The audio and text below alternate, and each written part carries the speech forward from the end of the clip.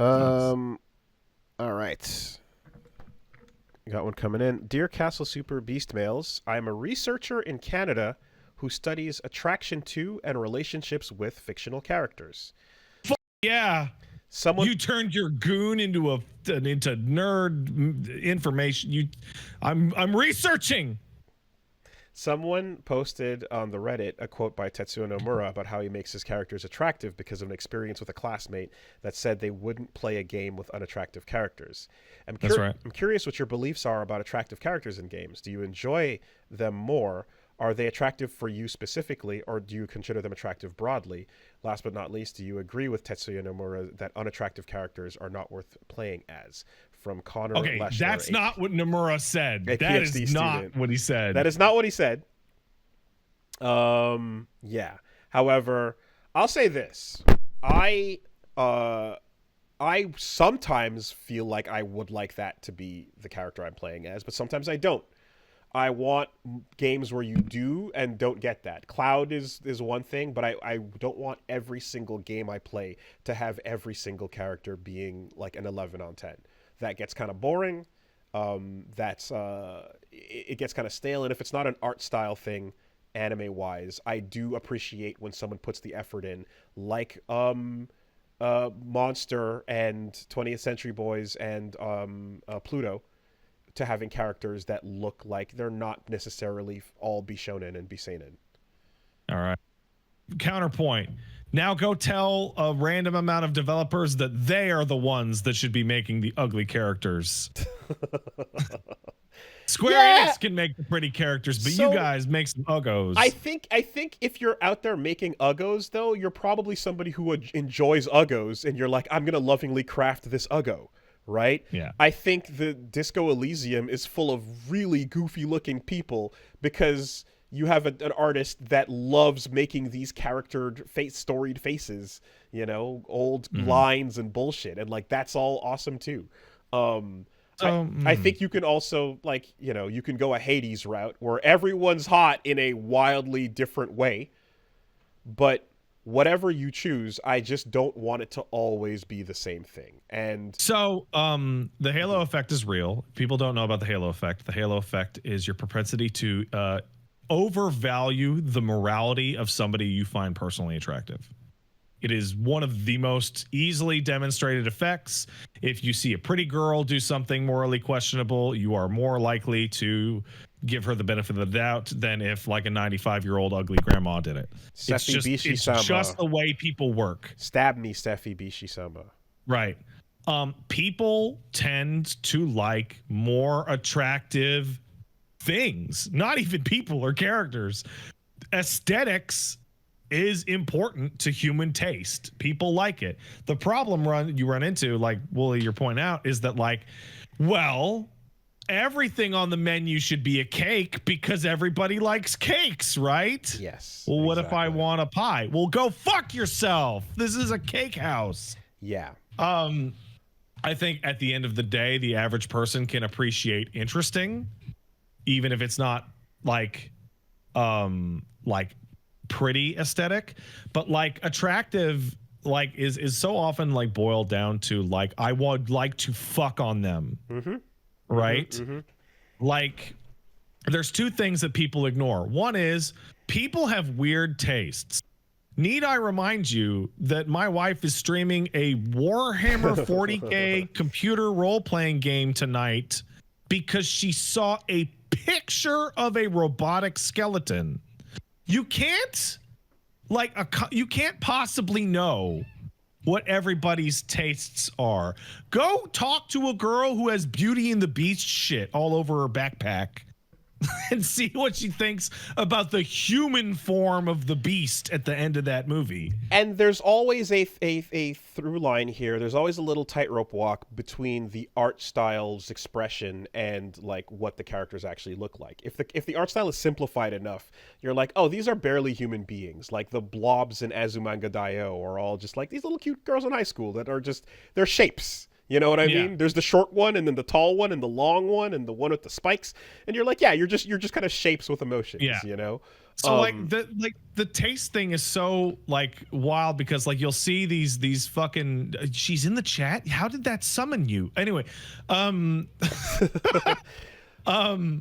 like you'll see these dudes that are like, oh, gotta de-wokeify this bullshit, and it's always the same girl with the same body type in a fucking plain bikini. Yeah, and it's like it's the most narrow, prescriptive teenage boy idea of that's hot, bro. I have not seen enough Kingdom Heart designs to see enough diversity, like not diverse, like literally just different types of characters amongst the groups of like young kids with the hairs and stuff. But I do like that. Whenever you kind of have a moment where by having people look different enough, when someone like Pluto, I've mentioned this before, when an actual Bishonen walks into the show, everyone's like, "Oh my god, the glory of this angel!" Because holy shit, look at this dude. Because the contrast is so stark and strong, right? And in those shows in particular, if you have someone that's meant to like exude charisma, if it's supposed to be Johan in fucking Monster, if you're supposed to have a Dio that just looks at you and you're like, oh my god, what? Populate the fucking set with regular looking people. Whatever you want, I immediately am on my knees. Like you need like that to have. JoJo's a really good example that you bring that up because you always see the main characters and they're always like incredible, but then like everyone around them is like normal looking people. Yep. Griffith needs to look through your fucking soul and you have to go, ugh, when he stares at you. If everyone is just doing that all over the place, you don't feel special. They don't feel any special, you know? Also, like, attractiveness doesn't necessarily, like, attractiveness is not necessarily sexual attraction. It's like often like aesthetic appeal. So like, let's take grandmas, for example. Woolie, if I showed you a picture of a random grandma on the street that's 95 years old, your dick probably isn't going to get hard. I don't know that, but I'm going to go with probably. Yeah. Okay? Fair. But fair if assessment. you see a nice old lady who's a little hunched and is wearing like the nice grandma outfit with pearls and big thick glasses and her hair's in a bun and she's cooking something and she looks like an adorable little grandma, that's a form of aesthetic beauty because she's exemplifying like the typical archetype of like attractiveness for that role. The Obitarian, for example, is not that. The Obitarian is the annoying, shitty old lady that's yelling at you at your fucking retail job. By the way, the answer to the question you didn't ask is Helen Mirren. Oh, yeah, well, that's not fair. That's not fair. Shut up. Shut up. Right? Like think of like dudes that walk around that are like big, tall versions of me with bigger beards. And like, I know there's at least one person I follow on Twitter that's obsessed with that body type. But like, I know a guy who looks like Santa Claus, right? He's where I live. He's adorable because he looks like Santa Claus. Yeah. There's another facet of this as well, where it's like when it comes to playing a video game. I know I have this. It's a dead horse topic for me, but I want to be a character in a living world if possible. I don't want to just have a like power fantasy or a full like reflection of just I want to be hot in this. I love to be somebody that I'm like, oh, you're as interesting as the people around you. You're not a self-insert, you know. You have your own, you know, traits and personality bits and quirks and weird things, and all of that. I think I also imagine like people are very willing to make the supporting cast look weird and different because there's the supporting cast, you know. But like there's a kind of vanilla-ness that often kind of has to be relatable on the main guy, and I'm like, yeah, I love when you don't lean into that. But I also know that marketing wise, Big Soldier Shaved Head Man sold copies. So I can imagine myself. Yeah, so I'm like, I'm not gonna like blast you over the fact that you're like, hey, I want to sell this, so we're putting Booker on the cover, you know. Yeah. But it certainly sucks when it's the same boring shit over and over again. And I think that it's more courageous and awesome to lean into the art of it, you know. Yeah. I mean, I think One Piece is a pretty solid example of like, yeah, everything is fucking nuts and exaggerated and crazy in that. One Piece is both examples.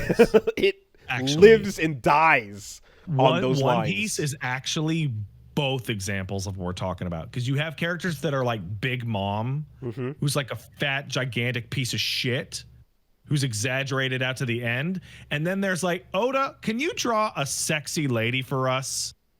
Now draw a second sexy lady that looks different in any way from the first one. Oh, you changed your hair color. Okay. Like Oda's idea of what a hot lady looks like is like an hourglass with a head popped on top wearing a bikini. Like it's the same fucking thing every time. It's hilarious. There's an interesting effect in Vagabond where both the main characters, Musashi, both Musashi and Kojiro they look like real gorgeous people. They are statuesque models of men.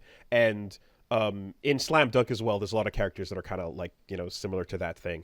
But like, while that is what they are when they're like, everything is fine, they get disgusting over time as they degrade, as shit gets fucked up, as things like when they're in rough battlefield situations and they're getting haggard and they get more and more gross and stinky, and I appreciate that grime. I appreciate that grit and fucking slime and dirt shoved in their faces because war sucks, there's two.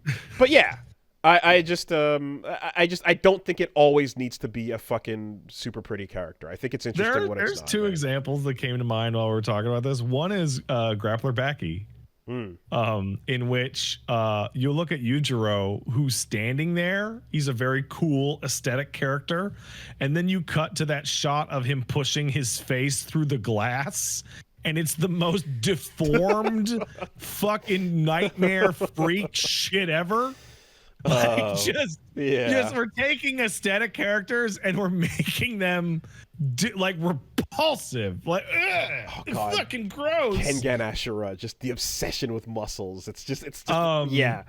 One thing you cannot fucking do though is you cannot take a character who is simple anime like pretty guy face or pretty girl face and then make them realistic and ugly, or people will riot. Terry Bogard's nose was a bit big on those screenshots initially, and it was fucking the apocalypse had come, ugly Chun-Li face from Marvel and ugly Ken face from 5. Those things were like, you're like, God damn it, it's because I'm thinking of the sprites and the Akiman art, I think you got to be careful with that. I think that FF7 Remake and Rebirth are actually the perfect games to cycle around to this at the end, because everybody in there is like the fucking peak. Like, I remember President Shinra is like a hot old dude. And it's Barra. Like, this is ridiculous. He's Barra. Even Corneo, if you're into that shit, he's the peak of that shit. With one exception, and that's Hojo. Hojo is sitting around at the fucking supermodel office building just being like a grimy, sweaty, ugly piece of shit to denote that he is the worst person in the whole game. Like Barrett is the hottest Mr. T on Infinite Earths. Oh yeah. like free. If that's what you want, you're getting the best version. Anyway, that's kind of where it lands, and like I don't know. I also know when I look at like some anime and stuff, they'll go out of their way to kind of have some like Jujutsu Kaisen has like this fucking the silver-haired guy with like just the most glorious blue eyes, and like the moment his eyes come out, it's like, oh god, just exuding the fuck. I bet that guy'd be really good in a wizard battle or sorcerer battle, whatever the fuck the name of that thing is. But the moment his eyes are covered, he's just like he's a circle with spikes. He's a radish. you know, and it's like, so you can put that emphasis in there. But yeah, I don't know. I just think it's more interesting, you know. It's more interesting to have a different types of characters. So, you know, and you know what I'd even say? I would say I'm also interested in, like, imagine a cast of a setting where you go, here's your main character, here's your supporting character, etc. Now take control away from the person who's supposed to be the main character and put it in this person over here. And just see how that feels. See what that does to the setting, you know? You know, like, I play FF14, and like some of the things that make me annoyed in that game is like, you know what I would like to play as? A fucking monster man.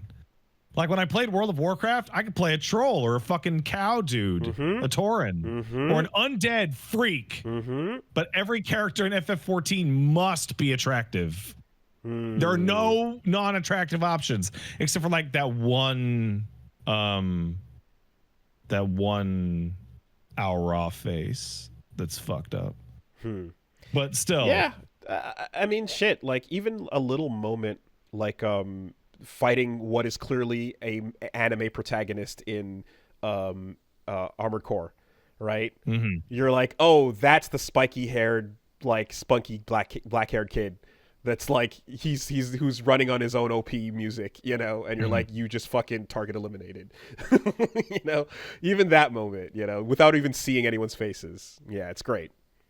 Good question. Hope that answers it. That's a great question. All right. And on that note, that'll do.